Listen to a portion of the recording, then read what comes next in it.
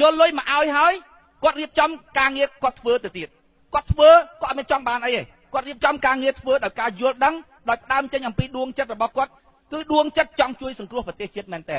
ឃើញទេប្រជាពលរដ្ឋគាត់ដើររកអាហ្នឹងទេគាត់ដើររកអាបេះដូងល្អហ្នឹងហើយគាត់ដើររកអ្នកដែលមានទស្សនវិស័យពិតប្រាកដមានភាពប្រកបនិយមក្នុងការដោះស្រាយបញ្ហាប្រទេសជាតិណាយើងអាងអាពីរហ្នឹងហើយយើងមិនអាចកសាងលក្ខណៈទាំងពីរហ្នឹងនៅក្នុងគណៈបកដតីទៀតបានសោះឡើយលក្ខណៈទាំងពីរហ្នឹងយើងមិនអាចសាងបានទេនៅក្នុងគណៈបកដតីទៀតពីព្រោះអ្វីពីព្រោះគេបានយកមនុស្សមកច្រើនហើយឧទាហរណ៍ថាមិនក៏មិនជួសជុលផ្ទះនឹងប្រើទៅជួសជុលផ្ទះនឹងប្រើបានលុះត្រាតែភាគរយនៃការខូចខាតក្នុងផ្ទះនឹងវាតិចឧបមាថាយើងខូចដល់ 80% ហើយរឿងអីយើងត្រូវជួសជុលមាននឹងអីត្រូវជួសជុលបើខូចដល់ 80% ហើយនោះមិនមែនខូច 80% ទេវាចង់ខូចទាំងអស់ហើយគេថាមិនក៏មិនជួសជុលអគណៈបកមានហើយសត្វអ្នកប្រជាធិបតេយ្យប្រើទៅយើងដឹងយើងនៅក្នុងនឹងជួសជុលល្មិចបងប្អូនសាកមើលយកតែសកម្មជនពីគណៈបកដតីនោះយកមួយមកធ្វើការជាមួយយើងបងប្អូនកុំថាប្រើជ្រះជ័រសូម្បីតែប្រើជ្រះដៃទៅក៏រស់មិនដាច់កំអែលរបៀបធ្វើការបែបគណៈបកគេនោះដែរពីព្រោះទី1មនុស្សដែលចូលក្នុងគណៈបកនោះមានសន្តានជាមនុស្សបែបនោះរួចទៅហើយសន្តានរបស់គាត់ពីកណ្ដាលតែហ្មង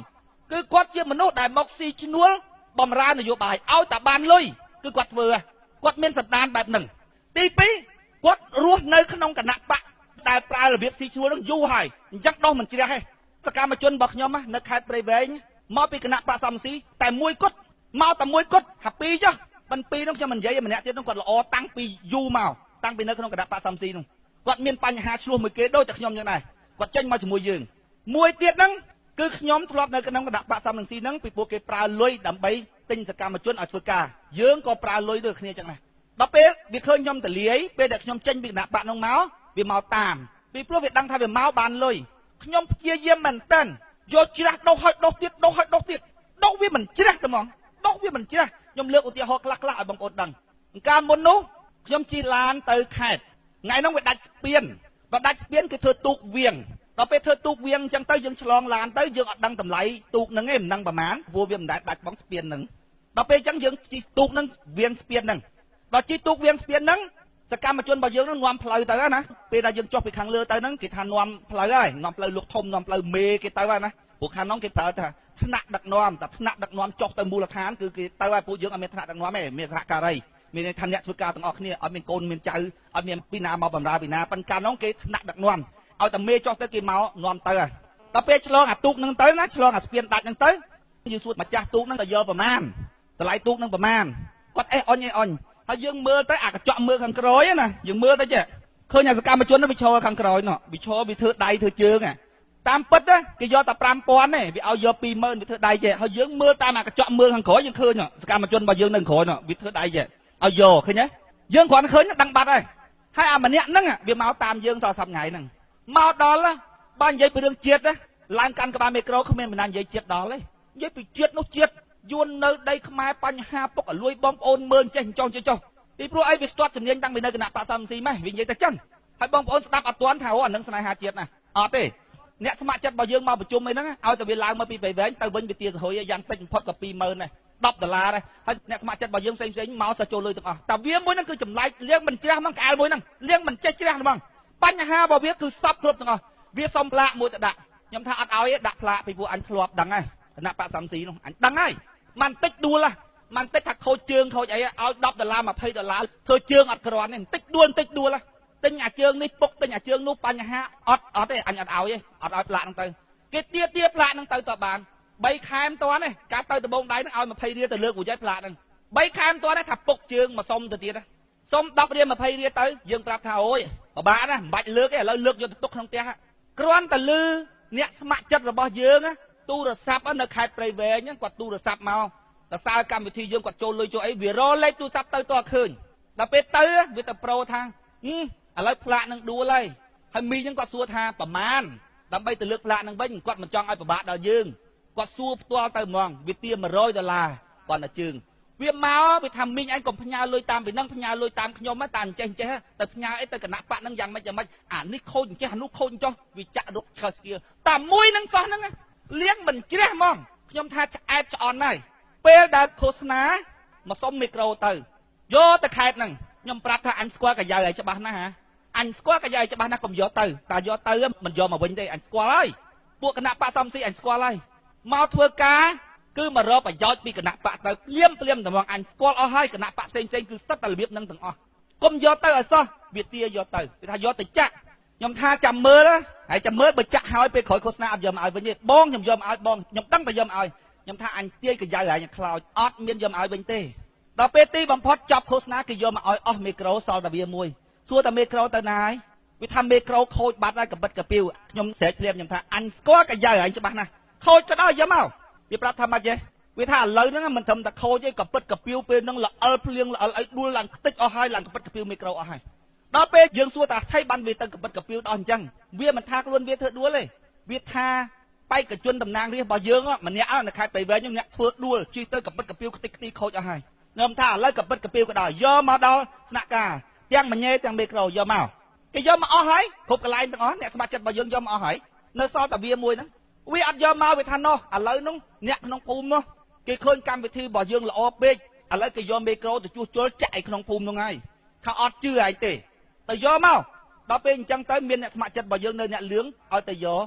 ទៅមិនឲ្យវាដឹងខ្លួនទេព្រោះតែទៅដឹងខ្លួនវាលាក់បាត់ទៀតទៅដល់ផ្ទះពឹបមីក្រូនៅល្អចេះគ្មានខូចអីមិនតិចយកមកវិញមក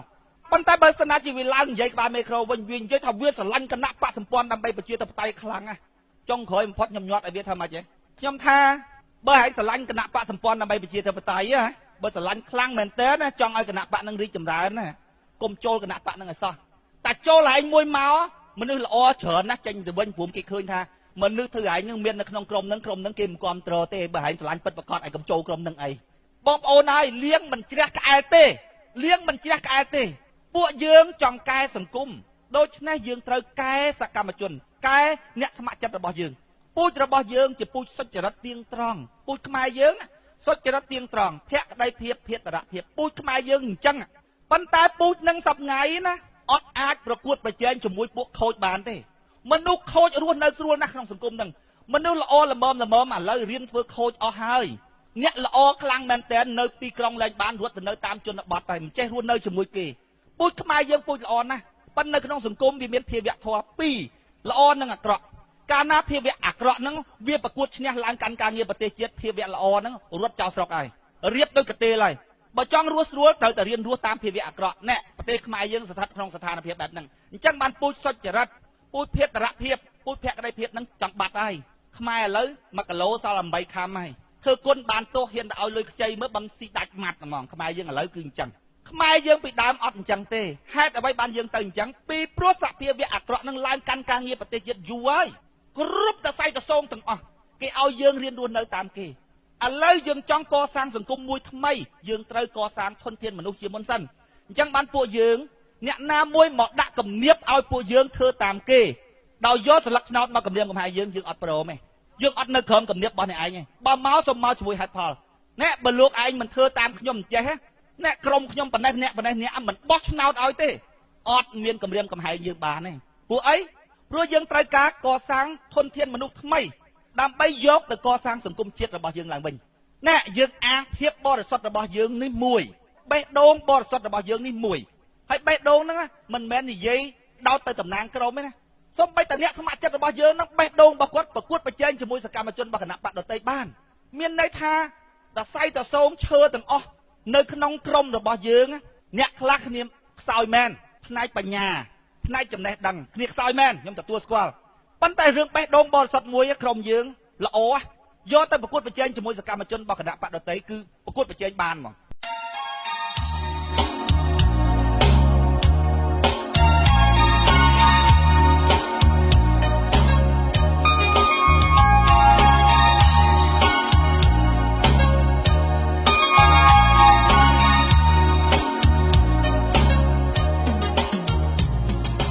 សេចក្តីអំពាវនាវរបស់អង្គការបណ្ដុះបណ្ដាលនិងអភិវឌ្ឍ TDO ដោយសារអង្គការយើងខ្វះខាតនូវថវិកាក្នុងដំណើរការកម្មវិធីផ្សាយអង្គការយើងសូមអំពាវនាវដល់បងប្អូនប្រជាពលរដ្ឋដែលគាំទ្រដល់កម្មវិធីផ្សាយសូមចូលរួមជួយឧបត្ថម្ភជាថវិកា ទោះតិចក្តីច្រើនក្តីតាមសទ្ធាព្រោះរយៈពេលកន្លងមកអង្គការយើងពុំដែលបានទទួលថវិកាពីបណ្ដាប្រទេសណាទេគឺបានតែពីសប្បុរសជនខ្មែរតែប៉ុណ្ណោះអង្គការយើងសង្ឃឹមថានឹងមានសប្បុរសជនជួយឧបត្ថម្ភសម្រាប់ដំណើរការកម្មវិធីផ្សាយបន្តបើបងប្អូនមានបំណងជួយឧបត្ថម្ភដល់អង្គការយើងសូមទំនាក់ទំនងតាមអាសយដ្ឋានផ្ទះលេខ143 ផ្លូវ608សង្កាត់បឹងកក់2ខណ្ឌទួលគោករាជធានីភ្នំពេញឬទំនាក់ទំនងមកកាន់លេខទូរស័ព្ទចំនួន4ខ្សែ012 36 36 22 012 53 2003 011 53 2003 និង015 53 2003សូមអរគុណ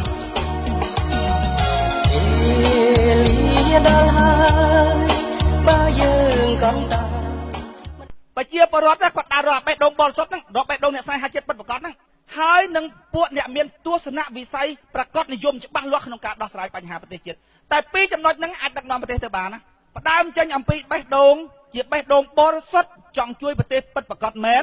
ហើយនឹងទស្សនវិស័យប្រកបដោយភាពប្រកបនិយមតែពីរចំណុចហ្នឹងគាត់អាចដឹកនាំប្រទេសបានណាមិនបាច់ចាំពូជាកូនស្ដេចមិនបាច់ចាំឪវាធ្លាប់ធ្វើអីមិនបាច់ចាំអញ្ចឹងទេឲ្យតែមានបេះដូងបរិសុទ្ធនិងទស្សនវិស័យប្រកបដោយភាពប្រកបនិយមក្នុងការដោះស្រាយបញ្ហាប្រទេសជាតិអាចដោះស្រាយបញ្ហាប្រទេសជាតិបានណាអានេះគឺជាភាពពិតជាក់ស្ដែងណែយើងវិភាគប្រកបដោយហេតុផលយើងកើតទំនុកចិត្តក្នុងសកម្មភាពការងាររបស់យើងដើម្បីនាំជាតិឆ្ពោះទៅរកគោលដៅហេតុអីបានជាក្រោយគេយើងហ៊ានបង្កើតពីព្រោះយើងអាងទៅលើភាពមាំទាំរបស់យើងទី1គឺបេះដូងទី2គឺទស្សនវិស័យដែលមានភាពប្រកបនិយមក្នុងការដោះស្រាយបញ្ហាប្រទេសជាតិទោះបីបង្កើតក្រោយគេក៏ដោយហើយមានអ្នកខ្លះទៀតគេថាមិនក៏មិនប្រើគណៈបកដែលមានស្រាប់ឧទាហរណ៍ដូចជាគណៈបកហ៊ុនស៊ិនប៉ិចឬគណៈបកសំរងស៊ីកែលម្អគ្នាទៅអប់រំគ្នាទៅសុទ្ធតែអ្នកប្រជាធិបតេយ្យដូចគ្នាទេពេលណាយើងឈ្នះឆ្នោតទៅយើងកែលម្អបន្តទៅទៀតទៅខ្ញុំប្រាប់ហើយប្រាប់ទៀតដូចខ្ញុំនិយាយខាងដើមអញ្ចឹងបងប្អូនផ្ទះរបស់គេហ្នឹងបើសិនណាជាខូចត្រឹម 10% 20% យើងជួសជុលហើយប៉ុន្តែវាខូច 99% ខ្ញុំសឹងថាខូច 100% ប៉ុន្តែថាអញ្ចឹងទៅវាដូចអត់ទុកចន្លោះឲ្យអ្នកដែលគ្រប់គ្រងគណៈបកសំរងស៊ីហ្នឹងគេមានផ្លូវដើរផងណាខ្ញុំស្ទើរប្រើពាក្យអញ្ចឹងបងប្អូនយកទៅសង្កេតមើលមិនដឹងជាខ្ញុំប្រើហ្នឹងសង្កេតខុសឬត្រូវយ៉ាងម៉េចមិនដឹងទេប៉ុន្តែខ្ញុំសឹងប្រើពាក្យហ្នឹងហ្មងប៉ុន្តែប្រើទៅមុខតប៉ះគេហើយខ្ញុំថាអ្នកណាស្ដាប់កម្មវិធីរបស់យើងហើយថាមិនល្អថាយើងខូចថាយើងអីសំនឹកខូចខ្ញុំថាអញ្ចឹងហ្មងបងប្អូនចាំសង្កេតមើលឲ្យតែអ្នកណាស្ដាប់កម្មវិធីរបស់យើងហើយថាអូកម្មវិធីហ្នឹងខូចចេះខូចចុះចេញចុះនិយាយចុះបងប្អូនចាំសង្កេតមើលសត្វតែនឹកខូចចំណាំមើលឲ្យតែស្ដាប់កម្មវិធីយើងហើយថាចេះថាចុះបងប្អូនចំណាំមើលថាអញ្ចឹងពិតជាប៉ះតកិច្ចគេហើយប៉ិនបងប្អូនយកតែពិចារណាមើលចុះមនុស្សប្រឆាំងនឹងសេចក្តីល្អបងប្អូនពិចារណាមើលឧបមាថាយើងទៅជួយជាតិយើងអត់ចង់បានអីដឹងនិយាយថាម៉េចឲ្យយើងហ៎ធ្វើឯងគ្រាន់បើឃើញទេប្រឆាំងនឹងសេចក្តីល្អចំតួហ្មងឃើញយើងទៅជួយជាតិជួយអីខ្ពើមអំពើរបស់យើងដូចតកៅក្នុងប្រគុណអញ្ចឹងឃើញកន្លងស៊ីផ្កាវាខ្ពើមចិត្តងាប់ណាឃើញយើងធ្វើសកម្មភាពជួយប្រជាពលរដ្ឋអត់ចង់បានអីវាថាម៉េចទេធ្វើឯងនឹកគ្រាន់បើជាងគេសងៃឃើញទេវាទៅជាខ្ពើមអាសកម្មភាពដែលយើងទៅជួយជាតិហ្នឹងទៅវិញហ្នឹងណាហើយដល់ពេលគេផ្ទាន់ឲ្យយើងផ្ទាន់ថាម៉េចទេកុំទៅជឿវានោះវាមិនដែរអាណាធ្វើមិនចង់បានអីមិនគិតប្រយោជន៍ផ្ទាល់ខ្លួនឯងជឿអញទៅយកចិត្តគេទៅថ្លឹងតកៅវាគិតថាបើអញស៊ីអាចទេអញមិនស៊ីទេផ្កាបើអញមានលុយអញមិនយកទៅធ្វើអញ្ចឹងទេបើអញទៅធ្វើក៏អញធ្វើដើម្បីប្រយោជន៍ផ្ទាល់ខ្លួនដែរជាពិសេសពួកអ្នកមានហើយនឹងពួកក្រុមអ្នកចេះដឹងពួកនិស្សិតបញ្ញវន្តអីនេះក្នុងមួយចំនួនខ្ញុំបាច់ទៅរយមួយមិនបានផងពួកអ្នកចេះនេះណាពេលណាពួកគេរៀនណាគេគិតប្រយោជន៍ផ្ទាល់ខ្លួនគេមុនណាលោតទៅកើតឲ្យតែបានតំណែងគណៈបកណាឈ្នះគេទៅហើយពួកនិស្សិតបញ្ញវន្តនេះរេតាមខ្យល់លឿនណាអញ្ចឹងបានពួកប៉ុលពតច្រើនតែស្លាប់ពួកហ្នឹងពួកអីពួកហ្នឹងដើរលើទឹករហូតមានតែប្រជាពលរដ្ឋទេជាទឹកប្រជាពលរដ្ឋទេដែលតស៊ូជារៀងរហូតតាំងពីអតីតកាលមកប៉ុន្តែតស៊ូដោយគាត់អត់មានបញ្ញាគាត់ជឿគេទីបំផុតណាដោយសារទឹកចិត្តស្នេហាជាតិទាំងងងឹតងល់របស់គាត់ណាផលអាក្រក់ជះមកលើគាត់វិញឧទាហរណ៍ដូចជាងាប់2លានអ្នកហ្នឹងសិតតែរឿងកំហុសខុសឆ្គងពីការចូលរួមដោយគ្មានការពិចារណាត្រឹមត្រូវជឿតែមេដឹកនាំហ្នឹងប៉ុន្តែសម្រាប់ពួកបញ្ញវន្តវិញមានតែចំណេះដឹងបច្ចេកទេសទេអារឿងមនសិការជាតិគឺអត់ទេមិនដែលស្ទើរតែប្រើពាក្យថាមិនដែលចុះប៉ុន្តែតាមពិតមានខ្លះដែរពួកបញ្ញវន្តកម្របូជាជីវិតដើម្បីពួកអ្នកក្រីក្រកម្រណា ពួកនិស្សិតបញ្ញវន្តគឺពេលណារៀនគឺវានឹកឃើញដំបងដៃបំផុតគឺសេចក្តីសុខផ្ទាល់ខ្លួនវាសេចក្តីសុខគ្រួសារវាពួកនិស្សិតបញ្ញវន្តគឺអញ្ចឹងតែហ្មងភាគច្រើនណាស់គឺអញ្ចឹងតែហ្មងវាថាជីវិតរបស់